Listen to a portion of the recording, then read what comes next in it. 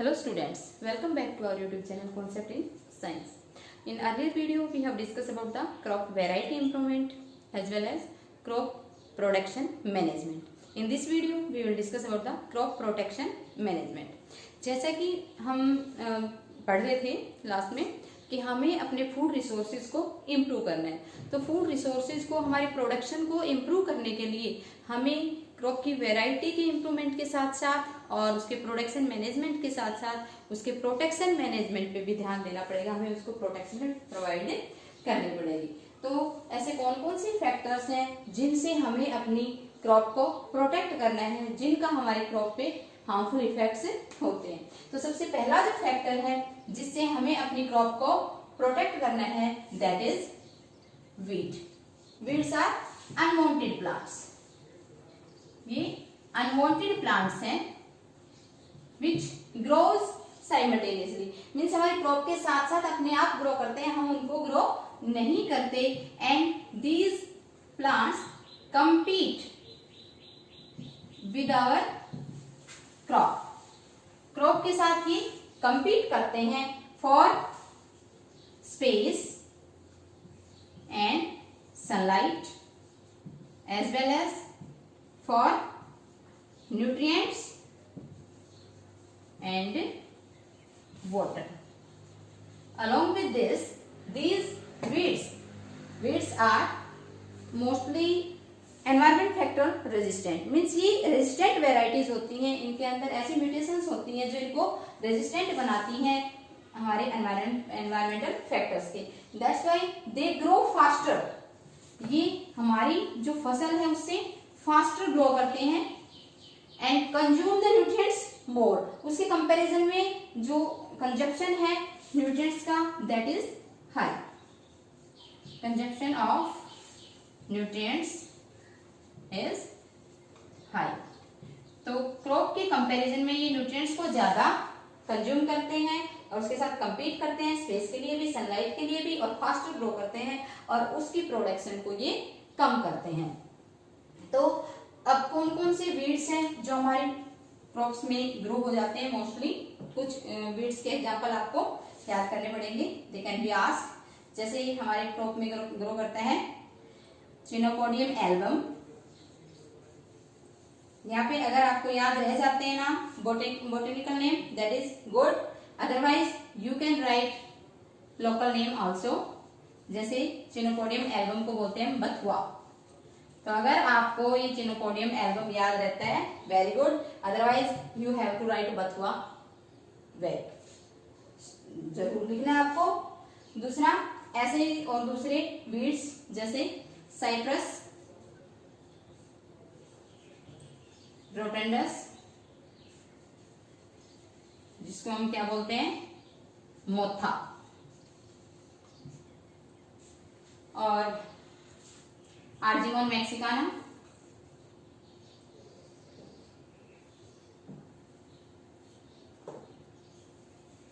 Argemone Mexicana जिसको हम बुलाते हैं सत्यानाशी या झलझलाई भी कई जगह पे बुलाते होंगे शायद से, अलग अलग लोकल इसके अलग नाम है।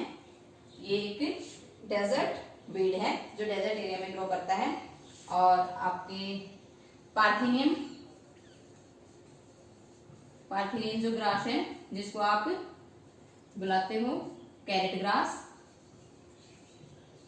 ये भी एक वीड है जो आजकल बहुत ज्यादा ग्रो की हुई है। और साइनेडोन जो दूब ग्रास है। इसी तरह से और भी है बोराविया डिफ्यूजा, जैसे हमारी साटी है, चौलाई है, all this different weeds which grow along with our crops, main crop, and compete with that crop for the food as well as space, and by this competition they reduces the productivity of the crops. तो हमें इन weeds से अपनी crops को protect करना है, बचाना है। Then how these weeds can be controlled? In weeds को हम कैसे control कर सकते हैं? These weeds can be controlled by various methods like different method जो है वीड्स को कंट्रोल करने के लिए। जैसे सबसे पहला हमारा मैकेनिकल मेथड। मैकेनिकल मेथड में क्या आता है, अपरूटिंग ऑफ वीड्स और hand picking, removal of weeds means जो वीड्स हैं उनको हम उखाड़ दें या फिर रिमूव कर दें, रिमूवल विद हैंड्स, और खुरपी वुरपी जो भी आती हैं इनके इंस्ट्रूमेंट्स, उसकी हेल्प से अगर हम इन वीड्स को रिमूव करते हैं, that is known as mechanical method. ये अच्छा मेथड है, हार्मफुल भी नहीं है, एनवायरमेंटल फ्रेंडली भी है। बट अगर यहाँ पे वीड्स प्रोफ्यूजली ग्रो करते हैं तो यहाँ पे हमें a large number of peoples are required to remove this weeds by this method. Means हमें यहाँ पे ज्यादा लोगों की जरूरत होगी, a group of persons is required to remove this weeds. और यहाँ पे हमें जो रिमूव करना है वीड्स को, this weeds should be removed before their maturation, before the seed set. Means उस क्रॉप में, उस वीड में, वीड्स के अंदर सीड बनने से पहले हमें उनको रिमूव करना पड़ेगा, अदरवाइज वो सीड है वो स्प्रेड हो जाएगा and that weed will grow again. जो सेकेंड मेथड है कंट्रोल का, that is culture method. Culture method में क्या है, हमें प्रॉपर सीड प्रिपरेशन करनी है, मीन्स हमें केयर रखनी है क्रॉप्स को ग्रो करते वक्त, like proper bed preparation, bed को हम प्रॉपर वे में तैयार करें, और इंटरक्रॉपिंग,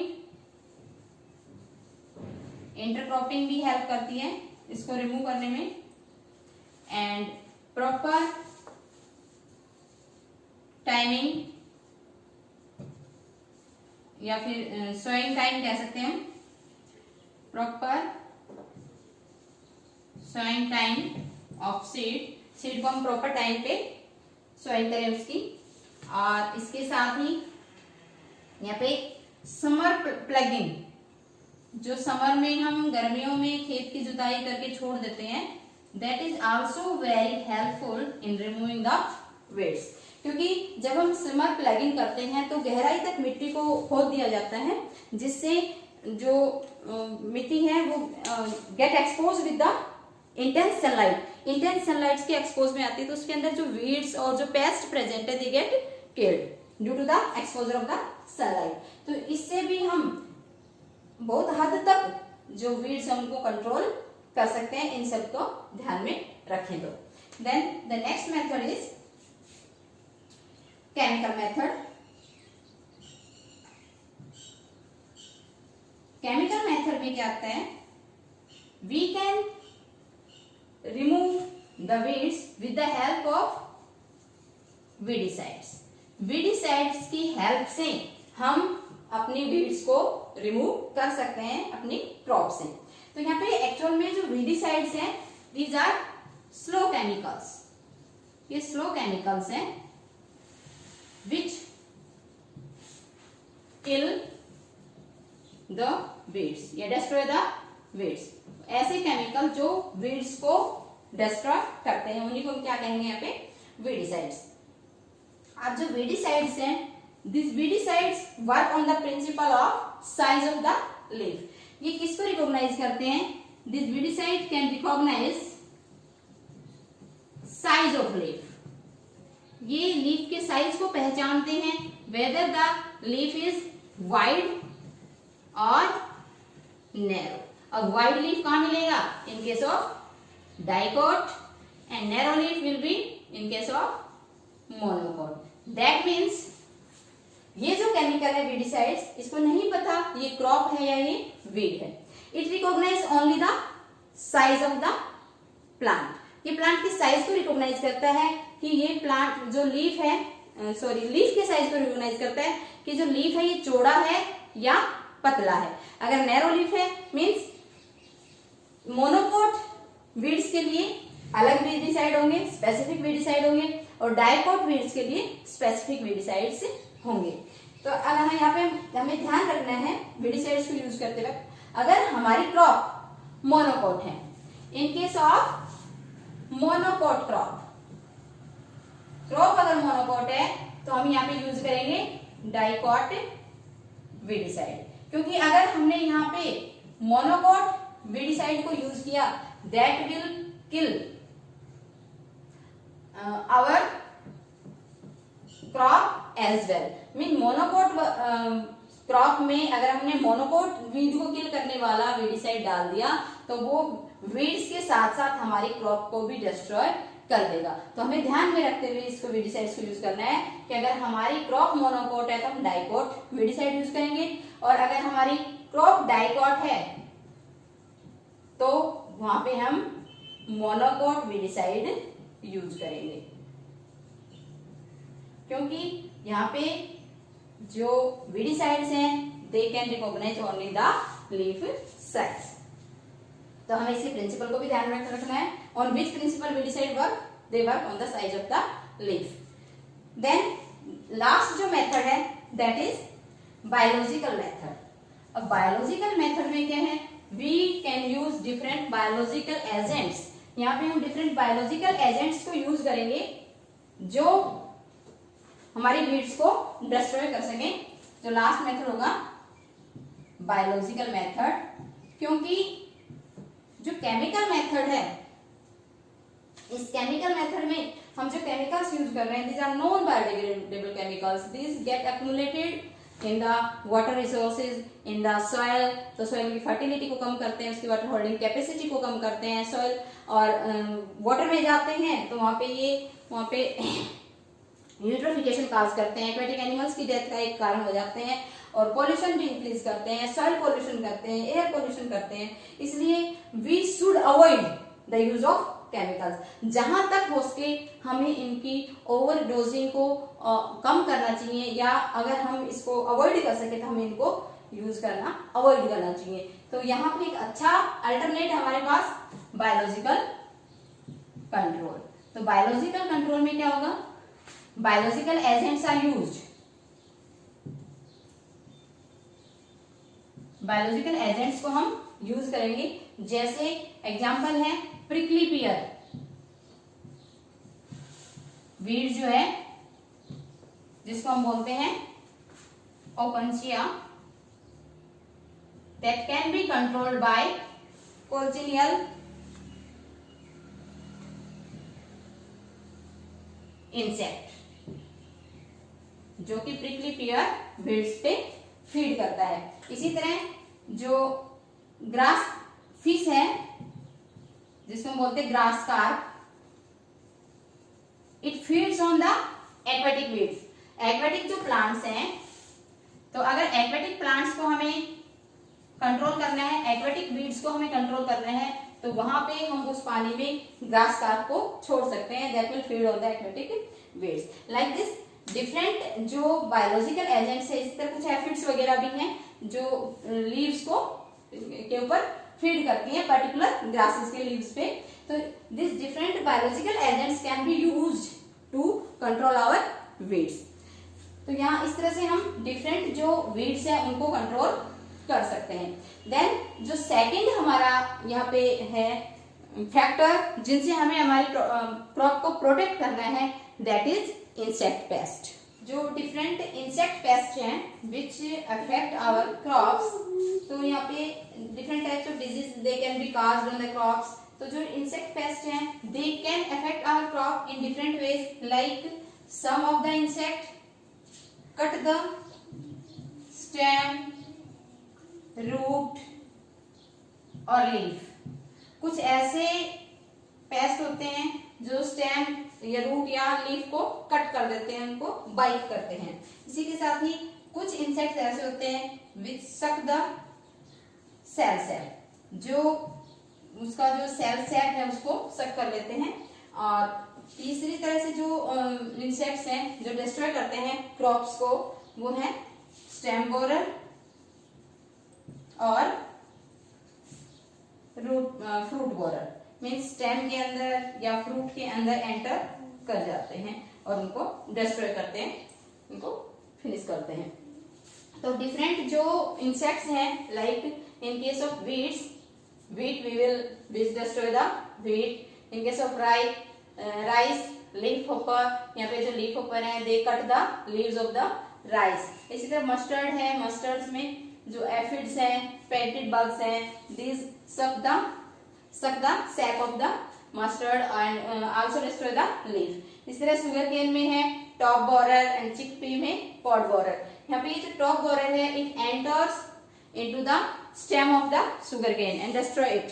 इसी तरह चिकपी में जो pod borer है this pod borer enters into the pods of the chickpea. उसकी जो फली है उसके अंदर एंटर करते हैं और उसके सीड को डिस्ट्रॉय करते हैं. So these are the different insect pests which destroy our crops. तो हमें इन insect pests से भी अपनी crops को बचाना है, प्रोटेक्ट करना है. Then how these insect pests can be controlled? इनको हम कैसे कैसे कंट्रोल कर सकते हैं. तो इसमें भी उसी की तरह जैसे हमने वीड से कंट्रोल किया था, कंट्रोल ऑफ इंसेक्ट पेस्ट, हम कैसे कैसे कंट्रोल कर सकते हैं इंसेक्ट पेस्ट को. सबसे पहला रेजिस्टेंट वेराइटीज को यूज करके. Use of resistant varieties means जो भी हम सीड चूज करते हैं ग्रो करने के लिए, तो हमें ऐसी वैरायटी ढूंढनी चाहिए, ऐसी वैरायटी को चूज करना चाहिए जो इन इंसेक्ट्स के रेजिस्टेंट हो. फॉर एग्जांपल जैसे बीटी कॉटन है, तो इस पे जो लेपिडोप्टेरिन लार्वा है वो इसको फीड नहीं कर सकते. इसी तरह दूसरा जो मेथड है इंसेक्ट को कंट्रोल करने के लिए दैट इज केमिकल मेथड. तो यहाँ पे डिफरेंट जो पेस्टिसाइड्स हैं, we can kill the pest with the help of pesticides and insecticide. यहाँ पे सेम वही प्रॉब्लम है, overdosing of these pesticides and insecticides causes air pollution. Means अगर हम ज्यादा ओवरडोजिंग करते हैं, इंसेक्टिसाइड पेस्टिसाइड को ज्यादा यूज करते हैं, ओवर यूज करते हैं हमारे खेतों में, तो इनकी वजह से सॉइल पोल्यूशन होता है. इसी के साथ ही एयर पोल्यूशन भी कॉज करते हैं ये, and also causes water pollution. तो सॉइल पोल्यूशन की वजह से सॉइल की फर्टिलिटी डिक्रीज होती है, प्रोडक्टिविटी हमारी जो सॉइल है उसकी धीरे धीरे कम होती चली जाती है. और वाटर पोल्यूशन की वजह से it may causes eutrophication and cause death of aquatic animals. तो यहाँ पे जो एक्वेटिक एनिमल्स हैं उसकी डेथ हो सकती है इनकी वजह से, इनकी अकोमोडेशन की वजह से. तो हमें यहाँ पे, और दूसरा ये जो इंसेक्टिसाइड और पेस्टिसाइड्स हैं, use of this insecticide pesticide causes biomagnification. Means हम इनको स्मॉल अमाउंट में यूज करते हैं फॉर प्लांट्स और insects, but they get accumulated in the top carnivores. धीरे धीरे ये हमारे अंदर या जो टॉप कार्निवोर्स हैं उनके अंदर आके एक्युमुलेट हो जाते हैं. जैसे जो हमारी काइट है, काइट बर्ड आजकल खत्म हो गया है because of the over usages of DDT. तो इस तरह से इनके जो यूज हैं वो हमारे लिए हार्मफुल हैं. तो हमें इनको यूज करना अवॉइड करना चाहिए, जहां तक हो सके हमें इनको यूज करने को रोकना चाहिए कि हम इसको यूज ना करें. तो जो नेक्स्ट मेथड है पेस्ट कंट्रोल का, that is same biological control.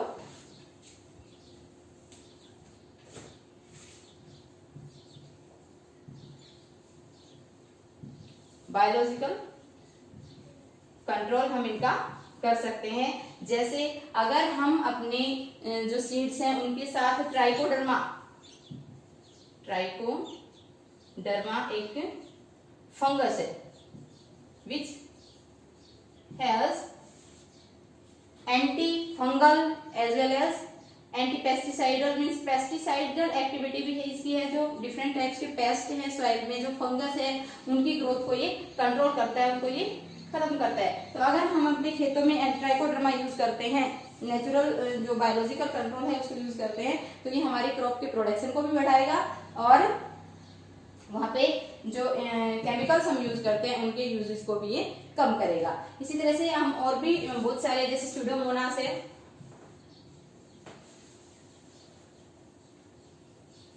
Trichoderma है, हम इनको as a biological control use कर सकते हैं। और जो लास्ट मेथड है इसमें इनको पेस्ट को कंट्रोल करने का, दैट इज समर प्लगिंग। यहाँ पे भी हम जो समर प्लगिंग है वो इंसेक्ट्स को भी कंट्रोल करने में हेल्प करता है। सो ओवरऑल अगर हम देखें कि अगर हमें अपनी क्रॉप्स को प्रोटेक्शन प्रोवाइड करना है from weeds as well as from the insect pest, तो हमें कुछ प्रिवेंटिव मेजर्स हैं जिनको ध्यान में रखना चाहिए।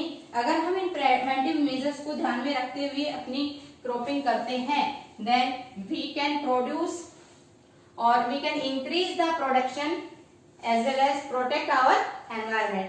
तो जो डिफरेंट प्रिवेंटिव मेजर्स हैं which we should care, that is सबसे पहला है use of resistant varieties. Means सबसे पहले जो भी हम सीड चूज करते हैं वो रेजिस्टेंट होना चाहिए, इंसेक्ट पेस्ट उस पर कंट्रोल, उस पर अटैक ना कर सके। दूसरा जो टाइमिंग है, optimum timing for sowing, means जो सीड को सोइंग के लिए, जो बुआई के लिए जो ऑप्टिमम टाइम है, किस टाइम पे बोना चाहिए, अगर हम उसको चूज करेंगे तो हमारा प्लांट है वो हेल्दी होगा और दूसरे बीड्स के कंपैरिजन में वो फास्ट ग्रो करेगा और साथ ही उस पे इंसेक्ट पेस्ट का अटैक भी कम होगा। तो हमें प्रॉपर टाइमिंग पे अपनी जो सोइंग है सीड्स की वो करनी चाहिए। इसी के साथ ही proper bed preparation and clean cultivation, means साफ सफाई के साथ हमें अपनी खेती पे ध्यान देना चाहिए। और इसके साथ ही समर प्लगिंग जो है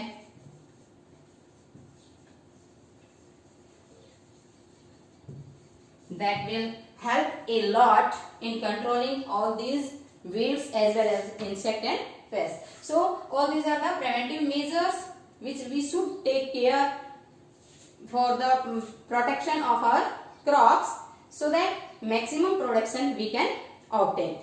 Then after that हम डिस्कस करेंगे स्टोरेज ऑफ द ग्रेन्स।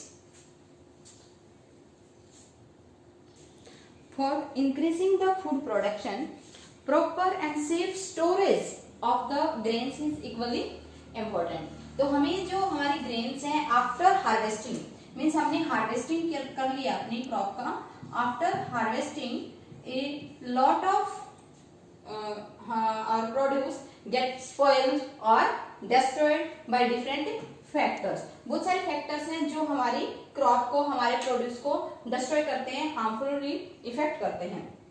तो हमें अपने ग्रेन्स को, हमारी प्रोड्यूस को उनसे भी बचाना है। तो यहाँ पे कौन कौन से ऐसे फैक्टर्स हैं जो फसल को या जो आपकी क्रॉप्स हैं उनको डिस्ट्रॉय करते हैं? There are two type of factors. Post harvesting जो डिस्ट्रॉय करते हैं उसमें दो तरह के फैक्टर्स हैं, abiotic factor and biotic factor. तो यहाँ पे जो एबायोटिक फैक्टर है, means a means without, bio means living, means यहाँ पे ये नॉन लिविंग फैक्टर्स हैं विच अफेक्ट्स आवर प्रोड्यूस और आवर ग्रेन्स। और बायोटिक जो है, these are living factors which affect our crops or grains, जो हमारे ग्रेन्स को हार्मफुली अफेक्ट करते हैं।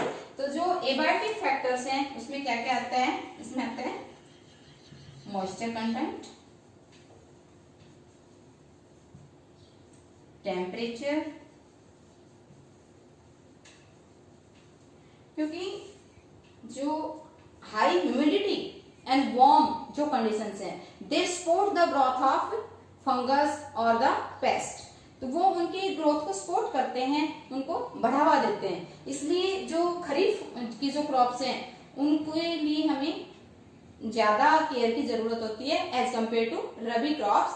और हमें जो हमारी क्रॉप्स हैं, जो ग्रेन्स हैं, उनको भी प्रोटेक्ट करने के लिए हमें इन जो कंडीशंस हैं, मॉइस्ट कंटेंट पे भी ध्यान देना पड़ेगा कि उसका मॉइस्ट कंटेंट इतना हो कि वो माइक्रोबियल ग्रोथ को सपोर्ट ना करे, और टेम्परेचर भी हमें उसे इस तरह से प्रोवाइड करें कि वो मॉइस्चर जो माइक्रोबियल ग्रोथ को सपोर्ट ना करे। तो जो लिविंग फैक्टर्स हैं जो डिस्ट्रॉय करते हैं आपकी ग्रेन्स को, वो क्या क्या हो सकते हैं भाई? दिस में भी इंसेक्ट्स, बहुत सारे इंसेक्ट्स हैं, और रोडेंट्स, चूहे वगैरह भी हमारी फसलों को खराब करते हैं, fungus, birds, all these are the biotic factors which affect our grains badly, और जो which causes near about 9.3% of the produce is lost by these factors after harvesting. Harvesting के बाद नियर अबाउट 9.3% जो हमारा प्रोड्यूस है वो खत्म हो जाता है, लॉस हो जाता है due to this abiotic and biotic factors.